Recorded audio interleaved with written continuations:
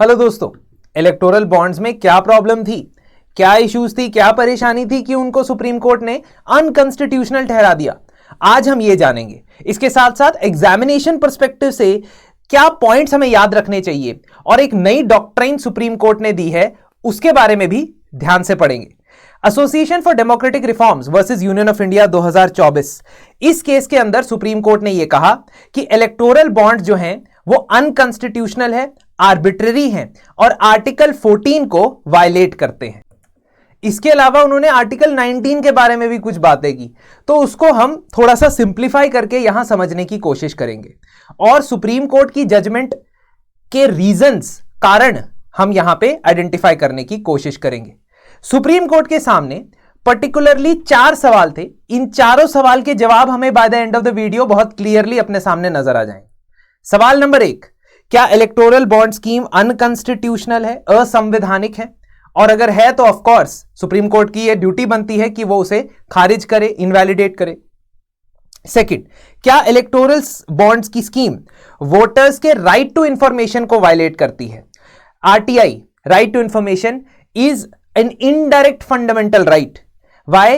Because article 19 के अंदर, freedom of speech and expression के अंदर इसे आइडेंटिफाई किया गया है। तीसरा, क्या यह स्कीम अनोनिमिटी अलाउ कर सकती है, anonymity to the donor to political parties, यह कहते हुए कि यह राइट टू प्रिवेसी को बचा रहा है। उनके राइट टू प्रिवेसी अपने आप में एक फंडामेंटल राइट है अंडर आर्टिकल 21। चौथा सवाल क्या है, इलेक्टोरल बॉन्ड स्कीम क्या यह डेमोक्रेटिक प्रोसेसेस को, फ्री एंड फेयर इलेक्शंस को कोई खतरा, थ्रेट, डेंजर पहुंचाती है या नहीं? इन चारों सवालों के जवाब मिलने से पहले इलेक्टोरल बॉन्ड्स के बारे में कुछ आइडिया लग जाए तो बेहतर। Electoral bonds are a financial instrument through which individuals as well as corporates can donate to political parties. How do they do it? They go to the banks which is allowed to issue these electoral bonds. In our case, this bank is State Bank of India, SBI. Electoral bonds are issued in denominations of 1000, 10,000, lakh, 10 lakh and 1 crore. Denomination मतलब एक electoral bond की value. इस electoral bond के ऊपर ना तो donation करने वाले का नाम लिखा होता है, ना ये लिखा होता है कि किसे ये डोनेशन मिल रही है, किसे पॉलिटिकल पार्टी को ये मिल रही है। इसका मतलब ये कंप्लीटली एनोनिमस है, सिवाय स्टेट बैंक ऑफ इंडिया के।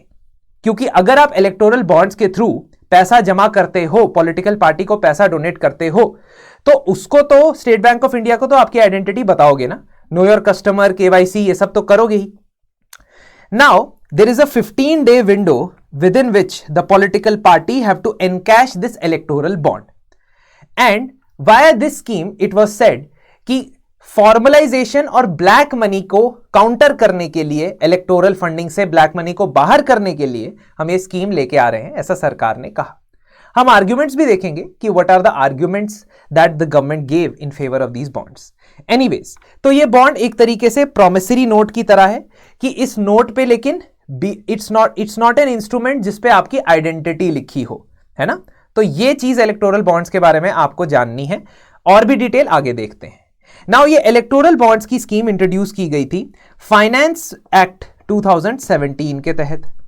फाइनेंस एक्ट, जैसा कि आप जानते हो कि finance act is money bill.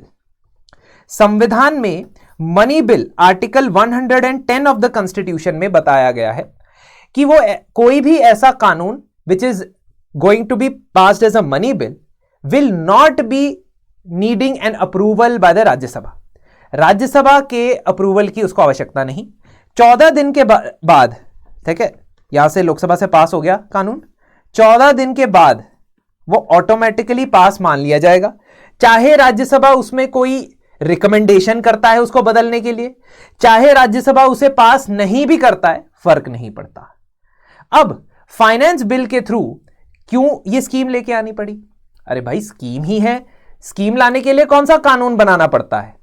लेकिन इस स्कीम में कुछ इलेक्टोरल बॉन्ड्स को ऐसे एग्जेम्पशंस देने पड़ रहे थे जिसकी वजह से आपको कुछ एग्जिस्टिंग एक्ट्स में बदलाव लाना पड़ रहा था।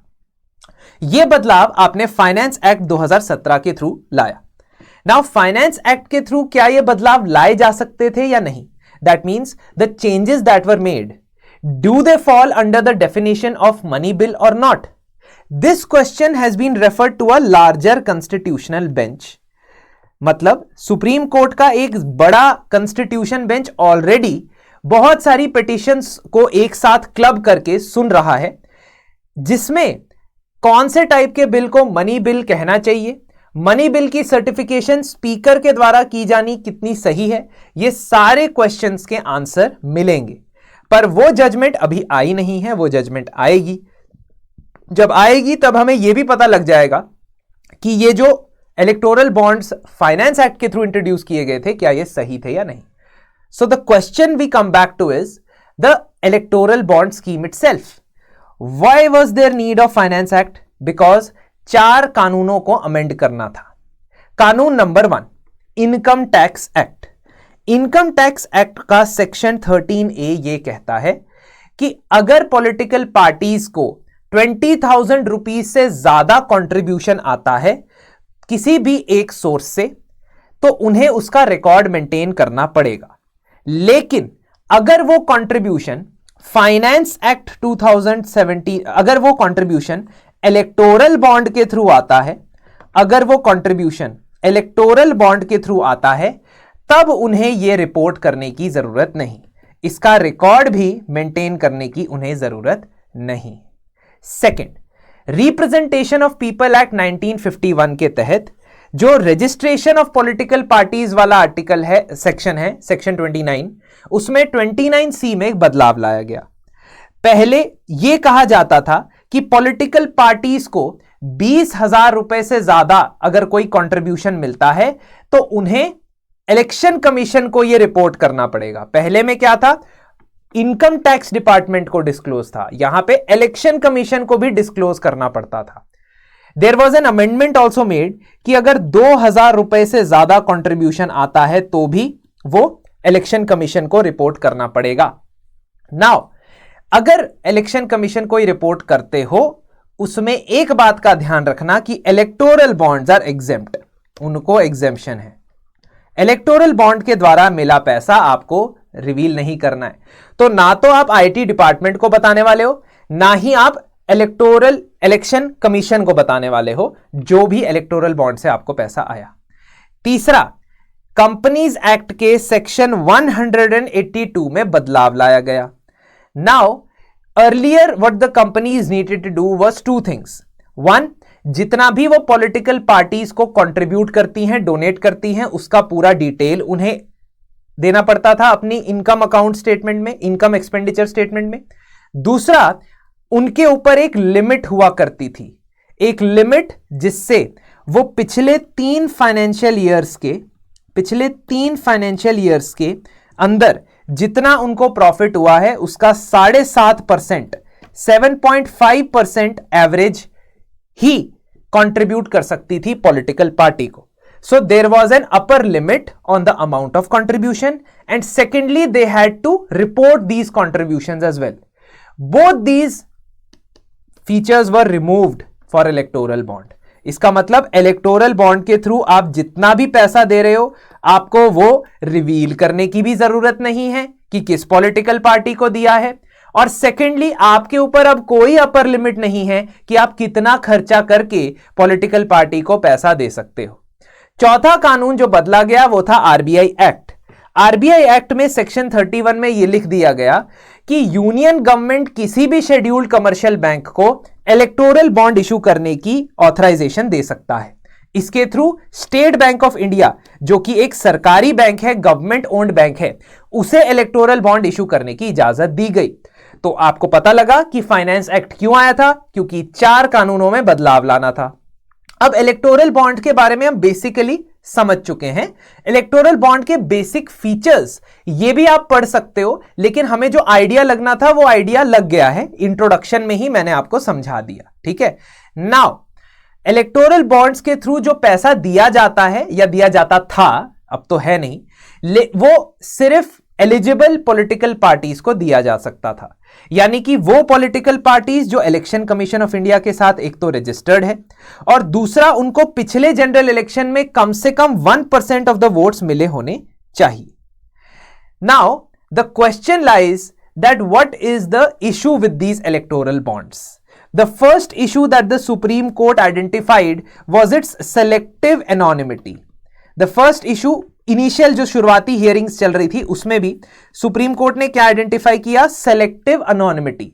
सेलेक्टिव एनोनिमिटी का मतलब है कि जनता को नहीं पता है कि किसने किसको कितना डोनेशन दिया, कोर्ट को नहीं पता है और इलेक्शन कमीशन को नहीं पता है, लेकिन बैंक को पता है. और बैंक क्या है? सरकारी बैंक है. रूलिंग पार्टी इस सरकारी बैंक के द्वारा इंफॉर्मेशन को रिसीव कर सकती है. सफिशिएंट सेफगार्ड यहां पे नहीं नजर आ रहा है. इसीलिए ये एक सेलेक्टिव एनोनिमिटी है जिससे आप उस व्यक्ति की जानकारी को बाकी लोगों से तो बचा रहे हो, लेकिन आप सरकार के रूलिंग पार्टी से नहीं बचा पाओगे. सेकेंडली, इस सेलेक्टिव एनोनिमिटी में एक और डेंजर है. क्या? अगर मैं इलेक्टोरल बॉन्ड खरीदने गया, मैंने परचेज कर लिया और मैं खुद ही जाके पार्टी के मेंबर को दे आया कि जाओ जाओ इसे इन कैश कराओ, तो इसको रोकने का कोई प्रोसेस है? नहीं. There is no process in which I go and tell the political party member that देखो ये मैंने तुमको कंट्रीब्यूशन दिया है. So the anonymity is only selective. Apart from that, why this scheme was unconstitutional? Because there was a clash between two rights. दो अधिकारों के बीच में क्लैश था और ये आपके एक अधिकार को बहुत ज्यादा सपोर्ट कर रहा था, फेवर कर रहा था, और दूसरे अधिकार को बिल्कुल भी सपोर्ट नहीं कर रहा था. तो क्लैश क्या था? क्लैश था right of the electorate to full information, that is article 19(1), which is right to freedom of speech and expression, है ना. और इसका लड़ाई किसके साथ थी? Right of the donors to informational privacy, मतलब आर्टिकल 21 के अंदर right to privacy of a person, of an individual donor. Why is it important to ensure that individual और corporate donors information is private? The government wanted to extend the same argument which applies to political affiliation. आप election में किसको vote देके आते हो, ये एक confidential बात होती है. इसको आप पब्लिकली रिवील नहीं करते हो और इसे राइट टू प्रिवेसी का हिस्सा माना गया है कोर्ट्स के द्वारा, अदालत के द्वारा. So your political affiliation is your private matter and it is your fundamental right. Now the government wanted to extend the argument by saying कि अगर मैं किसी political party को fund कर रहा हूं, it is like political affiliation, and if that is affiliation, that should also not be disclosed. तो वो भी right to privacy के अंदर आता है. दूसरा argument सरकार ने ये दिया कि right to information कोई absolute right तो नहीं है. right to information कोई absolute right तो नहीं है, उसके ऊपर restrictions लगती हैं, है ना. And we have seen in the RTI Act there are exceptions to right to information. तो जरूरी नहीं है कि लोगों के पास, जनता के पास ये जानकारी आए कि किसने किसको फंडिंग दी है. नाउ जब भी सुप्रीम कोर्ट या किसी भी अदालत के पास दो कंपीटिंग राइट्स आते हैं जो आपस में कंटेस्ट करते हैं, तो उसको रिजॉल्व करने का एक तरीका होता है जिसको सुप्रीम कोर्ट ने यहां इस्तेमाल किया. उस तरीके को कहते हैं doctrine of double proportionality. Double क्यों कहते हैं? क्योंकि दो राइट्स के बीच में कंपटीशन है, आर्टिकल 19 वर्सेस आर्टिकल 21. ये chief justice of India, honourable chief justice of India Shri Chandrachud ji ने 4 स्टेप के प्रोसेस के थ्रू बताया. सिंपल है, समझना नहीं है, इसको सिंपली देखना है. सबसे पहले तो आप ये देखोगे कि उन राइट्स में से कहीं कोई ज्यादा इंपॉर्टेंट तो नहीं है. Which right is more important? Now the problem here is, यहां पे प्रॉब्लम ये है कि दोनों ही फंडामेंटल राइट है. 19 भी फंडामेंटल राइट है, 21 भी फंडामेंटल राइट है. तो गड़बड़ हो गई यहां पे. पहले स्टेप से तो समझ नहीं आया. दूसरा, examination of the justification for the infringement. आप ये चेक करोगे कि अगर कोई भी अधिकार इनमें से इंफ्रिंज होगा तो उसकी रीजनिंग क्या दी गई है. यहां पे 19 इंफ्रिंज हो रहा है, 21 को बचाया जा रहा है. अगर 21 इंफ्रिंज हो रहा होता तो हम ये उसके लिए भी चेक करते. ठीक है. So the third step is that we will apply proportionality standards. Proportionality standards मतलब कि जो एक कदम उठाया गया है इलेक्टोरल बॉन्ड्स की एनोनिमिटी वाला, पहले देखेंगे कि आर्टिकल 21 किस हद तक अप्लाई हो सकता है और आर्टिकल 19 किस हद तक वायलेट हो सकता है. ठीक है. So we have to find the correct balance. We have to find the correct balance and eventually what you have to do is that कौन से अधिकार से इंटरफेयर करने पे ज्यादा नुकसान होगा. Last step here is beautifully here the 4 step process is. कौन से अधिकार को वायलेट करने से ओवरऑल सोसाइटी को, समाज को ज्यादा नुकसान होगा, आर्टिकल 19 को या 21 को। अब ये केस टू केस बेसिस पे देखना है, ये हर जगह ब्लैंकेट चीज नहीं अप्लाई हो सकती। जैसे फॉर एग्जांपल यहां पे आर्टिकल 21 के ऊपर माना गया 19 को, तो हर केस में ऐसा नहीं होगा। So in this particular case of electoral bond what the supreme court understood was that यहां पे जो सीक्रेसी का क्लॉज है, एनोनिमिटी का क्लॉज है, ये प्रोपोर्शनल नहीं है। Because ultimately, after applying this doctrine of double proportionality, they came to the conclusion that यहां पे जो आप लोगों की privacy बचाने का आपकी प्रायोरिटी है ना, privacy बचाना आपकी प्रायोरिटी है, in this particular scenario it is not the proportional step. इसके लिए इन्होंने आर्ग्यूमेंट बिल्ड किया। आर्ग्यूमेंट क्या बिल्ड किया? दैट इलेक्टोरल फंडिंग 2 रीजंस या 2 कारणों की वजह से हो सकती है। एक, अगर आप जेन्युइनली उस पॉलिटिकल पार्टी को सपोर्ट करते हो, है ना, तो आप उसको डोनेट करना चाहते हो क्योंकि आपको लगता है वो पार्टी सच में आपकी पसंदीदा है, उसकी आइडियोलॉजी से आप इत्तेफाक रखते हो। दूसरा, आप क्विड प्रो क्वो करना चाहते हो। क्विड प्रो क्वो क्या मतलब? एक हाथ दे एक हाथ ले। आप उसको इसलिए फेवर कर रहे हो, उसको ढेर सारा पैसा इसलिए दे रहे हो ताकि जब वो सरकार में आए या सरकार बनाए तो वो आपके फेवर में जजमेंट्स दे, वो जजमेंट्स कह रहा हूं, वो आपके फेवर में पॉलिसी डिसीजंस ले, जिसको आप क्रोनी कैपिटलिज्म भी कह सकते हो। Now what the supreme court said कि huge contributions that are made by the corporations, corporates अगर अनलिमिटेड ह्यूज कंट्रीब्यूशन करती है तो उसको मैं सपोर्ट की कैटेगरी में नहीं रखूंगा, उसको मैं सेकंड कैटेगरी में रखूंगा। मैं मतलब सुप्रीम कोर्ट रखूंगा मैं उसको क्विड प्रो क्वो की कैटेगरी में। इसका मतलब अगर मैं पॉलिटिकल पार्टी को सपोर्ट कर रहा हूं तो मेरी प्राइवेसी बराबर बची रहनी चाहिए क्योंकि मैं जेन्युइनली पॉलिटिकल पार्टी को सपोर्ट करता हूं। लेकिन अगर मैं क्विड प्रो क्वो के लिए फंडिंग करता हूं तब मैं ये नहीं क्लेम करना चाहिए मुझे कि मेरी प्राइवेसी भी बची रहे। This is the exact essence of what the supreme Court wanted to say. ठीक है, सो सुप्रीम कोर्ट सेड कि रिप्रेजेंटेशन ऑफ पीपल एक्ट में तो वैसे भी बताया गया है कि 20,000 तक के जो अमाउंट है, 20,000 तक के जो अमाउंट है वो आपको डिस्क्लोज करने की जरूरत नहीं है।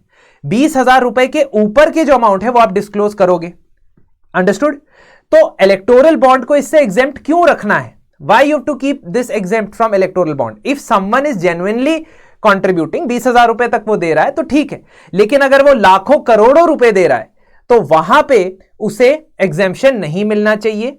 इंडिविजुअल डोनेटिंग लेस देन 20,000 उनकी तो प्राइवेसी बचाई हुई है, आरपीए नहीं बचाई हुई है, बट ज्यादा पैसे देने वालों की प्राइवेसी, लार्जर कंट्रीब्यूशन देने वाली की प्राइवेसी नहीं बचानी चाहिए क्योंकि हम उसे सेकंड कैटेगरी में रखते हैं। सो डॉक्ट्रिन ऑफ डबल प्रोपोर्शनैलिटी के तहत हमें लगता है कि अगर क्विड प्रो क्वो या एक हाथ दे एक हाथ ले वाले कॉन्सेप्ट से अगर कोई पैसा दे रहा है तो उसकी प्राइवेसी बचाने की कोई जरूरत नहीं है। सेकेंडली, आर्टिकल 19 जो आपका right to freedom of speech and expression है, उसमें already reasonable restrictions list down किए गए, रीजनेबल रिस्ट्रिक्शंस दिए गए हैं हमारे संविधान में। Article 19 clause number 2, comment section में बताओ क्या क्या होते हैं रीजनेबल रिस्ट्रिक्शन। उन्होंने कहा कि सरकार का यह लॉजिक था कि हम ब्लैक मनी को आउस्ट करना चाहते हैं, बाहर करना चाहते हैं इस पर्टिकुलर इलेक्टोरल फंडिंग से। मतलब क्योंकि बैंक के थ्रू पैसा आएगा, the money will come through the bank, that is why black money will not come into the electoral bonds. तो इससे हम क्लीन कर रहे हैं इलेक्टोरल फंडिंग सिस्टम को। सुप्रीम कोर्ट ने क्या कहा?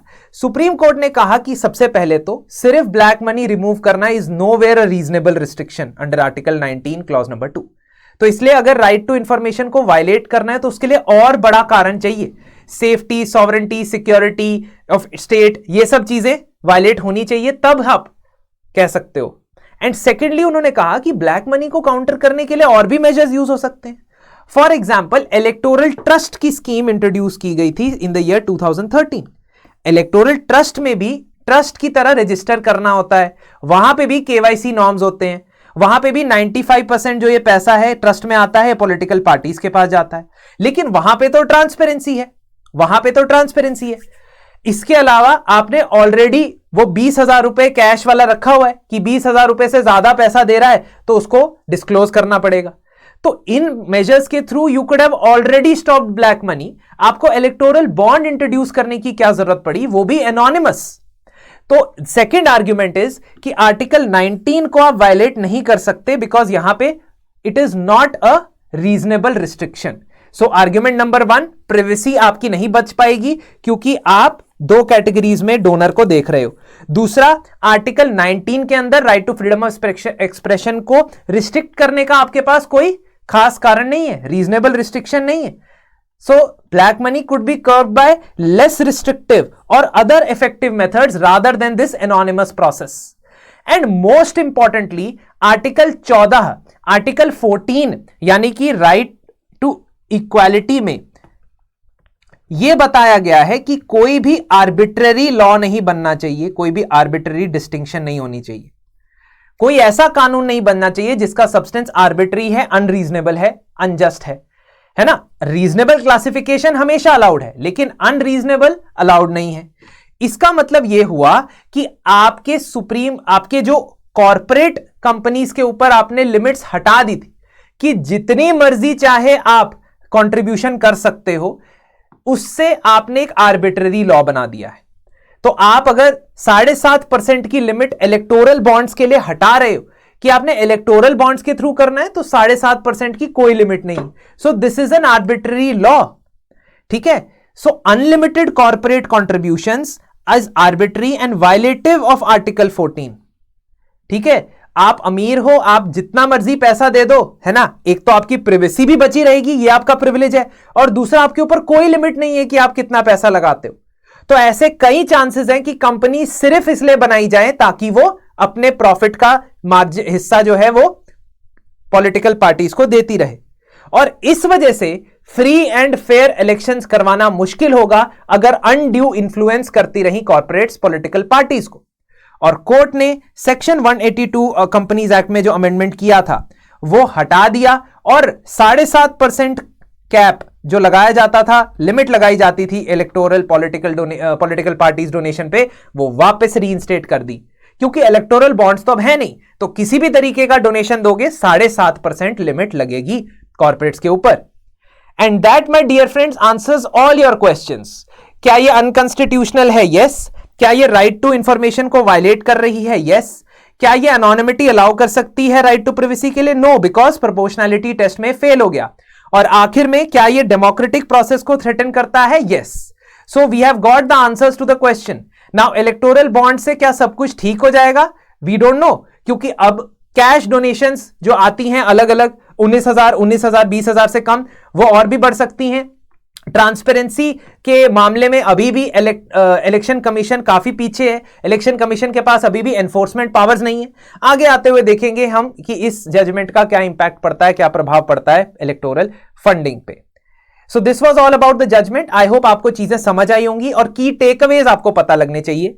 यदि आप कंप्लीट पॉलिटी यूपीएससी प्रीलिम्स 2024 के लिए तैयार करना चाहते हैं तो मैंने आपके लिए 50 घंटे के अंदर का कोर्स तैयार किया है, जिसमें सभी कोर कंसेप्ट्स और करंट अफेयर्स कवर होंगे। तो स्टैटिक के जो मेन कंसेप्ट है वो कवर होंगे और करंट अफेयर्स एंटायरली कवर होगा। टॉपिक टेस्ट के साथ साथ आपको 1:1 मेंटोरशिप और टेलीग्राम ग्रुप, ये सब अवेलेबल होगा। आप इस कोर्स में एनरोल कर सकते हैं। क्रैश 20 कोड लगाएं और इस कोर्स का लाभ उठा सकते हैं 20% डिस्काउंट पे। चलिए मिलते हैं आपसे अगले सेशन में, और आई होप आपको पसंद आया होगा और आगे भी और जजमेंट्स को हम डिस्कस करते रहें, इसलिए कमेंट सेक्शन में मुझे बता दीजिएगा। धन्यवाद।